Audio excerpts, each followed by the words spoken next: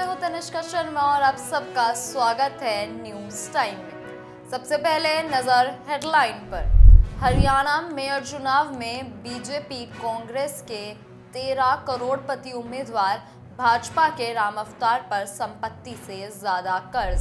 सरकारी दफ्तर में बैन व्यक्ति को मिली बीजेपी पार्षद की टिकट, जिलाध्यक्ष बोले उनका हक बनता है।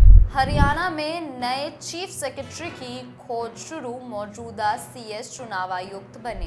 हरियाणवी सिंगर डांसर पर हुआ हमला, पुलिस ने केस दर्ज कर जांच शुरू की। नई दिल्ली रेलवे स्टेशन भगदड़ की वजह सामने आई, स्पेशल ट्रेन के प्लेटफॉर्म बदलने की अनाउंसमेंट से हादसा। पंजाब में ट्रक से टक्कर के बाद बस नाले में गिरी, 5 की मौत, 30 घायल। कनाडा के टोरंटो एयरपोर्ट पर डेल्टा एयरलाइन का विमान क्रैश, 18 घायल। हरियाणा के 5 जिलों में बूंदाबांदी के आसार, तापमान में आई गिरावट। हरियाणा में कबूतरबाजों पर सरकार कसेगी नकेल, बजट सेशन में संशोधित बिल लाएगी।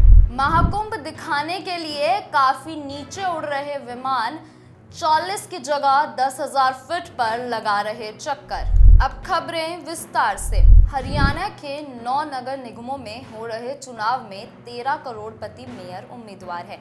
इनमें सबसे अमीर सोनीपत से कांग्रेस उम्मीदवार कमल दीवान हैं, जिनकी संपत्ति 38 करोड़ है।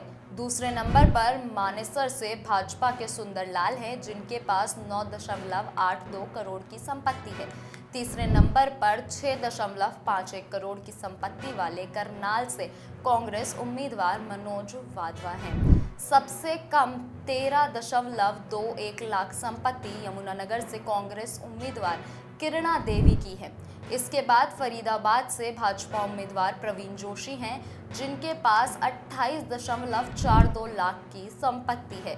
तीसरे नंबर पर गुरुग्राम से भाजपा उम्मीदवार राज रानी की संपत्ति 36.82 लाख रुपए है। कर्जाई उम्मीदवारों की बात करें तो सबसे ज्यादा 5.71 करोड़ का कर्ज रोहतक से भाजपा उम्मीदवार राम अवतार वाल्मीकि पर है। हरियाणा के पानीपत में भाजपा ने ऐसे व्यक्ति को पार्षद का टिकट दिया है जिसका नाम एचएसवीपी ऑफिस की नो एंट्री लिस्ट में शामिल है। भाजपा ने रॉकी गहलोत को वार्ड नंबर 22 से पार्षद पद का उम्मीदवार बनाया है। साल 2023 में रॉकी की एचएसवीपी ऑफिस में एंट्री पर रोक लगाई गई थी। नगर चुनाव के लिए भाजपा ने पानीपत में 16 फरवरी को सभी 26 वार्डों के पार्षद उम्मीदवारों की लिस्ट जारी की थी। इस लिस्ट की खास बात यह है कि इसमें अधिकांश चेहरे नए हैं। पुराने दिग्गजों के टिकट काटे गए, उनकी जगह बिल्कुल ऐसे नामों पर मोहर लगाई गई जिनमें से अधिकांश को सर्च करना पड़ रहा है कि आखिर ये हैं कौन। उम्मीदवारों की डिटेल खंगाली गई तो रॉकी का नाम सामने आया। ज्ञानेश कुमार भारत के नए मुख्य चुनाव आयुक्त बनाए गए हैं। उनके साथ विवेक जोशी को चुनाव आयुक्त नियुक्त किया गया है। 1989 बैच के आईएएस अधिकारी विवेक जोशी को नवंबर 2024 में पूर्व चीफ सेक्रेटरी टीसीएसएन प्रसाद के रिटायर होने के बाद राज्य का चीफ सेक्रेटरी लगाया गया था। जोशी ने केंद्र सरकार में प्रतिनियुक्ति से लौटने के बाद कार्यभार संभाला था। जोशी की इलेक्शन कमीशन में नियुक्ति की वजह से अब राज्य में नए चीफ सेक्रेटरी की नियुक्ति की जाएगी। ऐसे में चीफ सेक्रेटरी की दौड़ में 6 आईएएस अधिकारी हैं। विवेक जोशी प्रधानमंत्री मोदी की गुड बुक में शामिल हैं। केंद्र में डेप्यूटेशन पर रहे विवेक जोशी हरियाणा के मुख्य सचिव बनने से पहले केंद्रीय वित्त मंत्रालय में सचिव के पद पर रहे। हरियाणा के चरखी दादरी में 9 फरवरी की रात हरियाणवी सिंगर और डांसर रेनू श्योरान पर हुए हमले की सीसीटीवी फुटेज सामने आई है, जिसमें रेनू श्योरान की कार खड़ी दिखाई दे रही है। एक व्यक्ति सफेद रंग की शर्ट पहने युवक को कार के पास जाने से रोक रहा है। युवक हाथ में पत्थर लिए हुए कार के पास जाता है और रेनू को गेट खोलने को कहता है। पीछे काली रंग की जैकेट पहना युवक जबरदस्ती जोर से गेट खोलने की कोशिश करता है। इसके बाद रेनू कार को भगा लेती है। युवक पत्थर से कार के शीशे पर कई बार वार करता है। रेणु शरण ने बाड़रा पुलिस थाने में केस दर्ज कराया था। रेणु ने आरोप लगाया था कि आरोपी उसके 1 लाख रुपए और सोने की चेन छीन कर ले गए थे।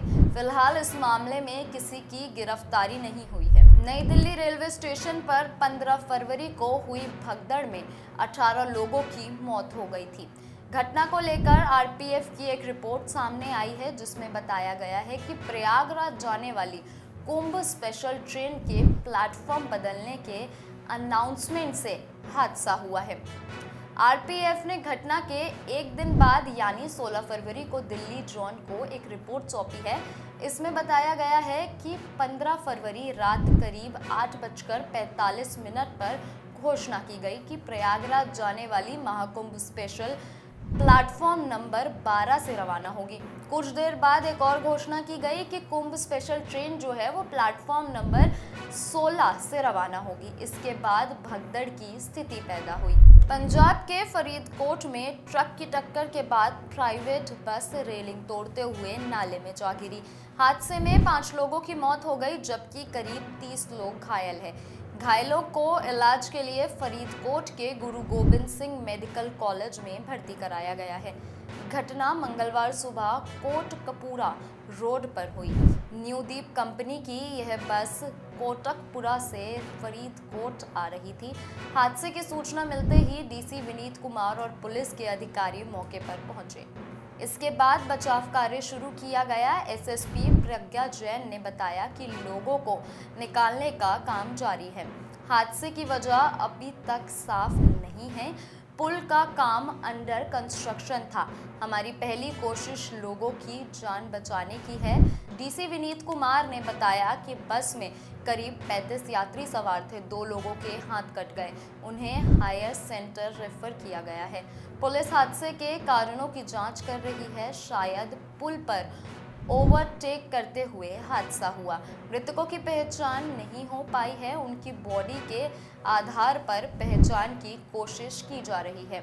हम रिपोर्ट बनाकर मुख्यमंत्री कार्यालय में रिपोर्ट भेज रहे हैं। जिम्मेदार लोगों पर कार्रवाई की जाएगी। कनाडा के टोरंटो के पियर्सन इंटरनेशनल एयरपोर्ट पर डेल्टा एयरलाइंस का एक विमान लैंडिंग के दौरान दुर्घटनाग्रस्त हो गया। इसमें 18 लोग घायल हो गए, जिनमें 2 की हालत गंभीर बताई जा रही है। प्लेन में 76 पैसेंजर और 4 क्रू मेंबर्स थे। मीडिया रिपोर्ट के मुताबिक विमान अमेरिका के मिनियापोलिस से टोरंटो आ रहा था। फ्लैप एक्चुएटर फेलियर FAF की वजह से विमान अचानक पलट गया, यानी लैंडिंग के दौरान विमान के पंखों पर लगे फ्लैप सही से काम नहीं कर पाए। वहीं कुछ लोगों का कहना है कि हादसे के समय टोरंटो में तेज बर्फीला तूफान चल रहा था। कनाडा के मौसम विभाग के अनुसार 65 किलोमीटर प्रति घंटा की रफ्तार से हवाएं चल रही थी। इसी वजह से प्लेन पलट गया। हालांकि हादसे का सही कारण पता नहीं चल सका है। कनाडा का परिवहन सुरक्षा बोर्ड TSB हादसे की जांच कर रहा है।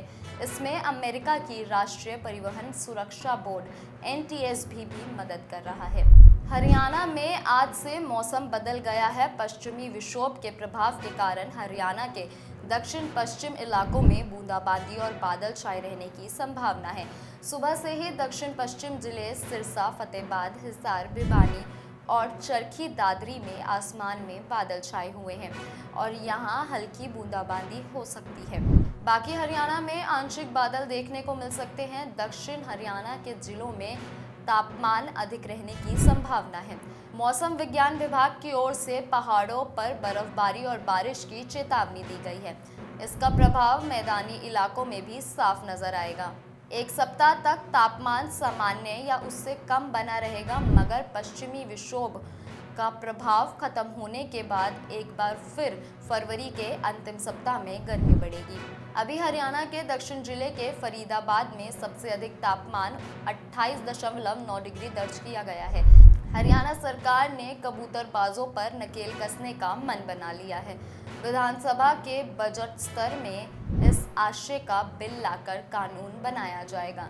यह संकेत मुख्यमंत्री नायब सिंह सैनी दे चुके हैं। इसके बाद कबूतरबाजी पर नकेल कसने के लिए प्रस्तावित कानून को लेकर बिल का मसौदा गृह विभाग ने मुख्यमंत्री को भेज दिया है। प्रदेश के गृह विभाग की अतिरिक्त मुख्य सचिव ACS सुमिता मिश्रा ने बताया कि इस स्तर में संशोधित बिल लाया जाएगा। इससे पहले भी विधानसभा में इस प्रकार के बिल पर चर्चा हो चुकी है और पास करके केंद्र को भेजा गया था, लेकिन खामियों के चलते इसे लौटा दिया गया। सुमिता मिश्रा ने बताया कि प्रदेश सरकार ने 26 कबूतरबाजों के खिलाफ केस दर्ज किए हैं। इसके अलावा सूबे के सभी जिला उपायुक्तों को कबूतरबाजों के खिलाफ सख्त रहने के निर्देश दिए हैं। हरियाणा में पिछले साल गृह विभाग की ओर से कबूतरबाजों पर कार्रवाई के लिए registration and regulation of D travel agency act RRTAA draft तैयार किया गया था, जिसको दिसंबर में विधानसभा में विंटर सेशन में पेश किया गया था। महाकुंभ के ऊपर से हर घंटे 8 से ज़्यादा विमान उड़ रहे हैं। यह इतने नीचे से गुजर रहे हैं कि श्रद्धालु सोच में पड़ जाते हैं। दरअसल एयरलाइंस कंपनियों ने अपने यात्रियों को हवाई दर्शन कराने के लिए यह खास सुविधा दी है। प्रयागराज के ऊपर से गुजरने वाले विमानों की ऊंचाई घटाई गई है ताकि यात्री महाकुंभ का एरियल व्यू देख सके। विमान महाकुंभ मेले के ऊपर से गुजरते समय 10,000 फीट की ऊंचाई पर उड़ रहे हैं। आमतौर पर स्टैंडर्ड के अनुसार यात्री विमान 30 से 40,000 फीट की ऊंचाई पर उड़ते हैं। हर रोज 200 से ज़्यादा विमान महाकुंभ के ऊपर से होकर जा रहे हैं। फ्लाइट में खड़े होकर वीडियो बना रहे यात्रियों के सोशल मीडिया पर डाले हुए कुछ वीडियो भी सामने आए हैं। अभी के लिए इतना ही। ऐसी ही और जानकारी के लिए जुड़े रहिए न्यूज़ टाइम के साथ। धन्यवाद।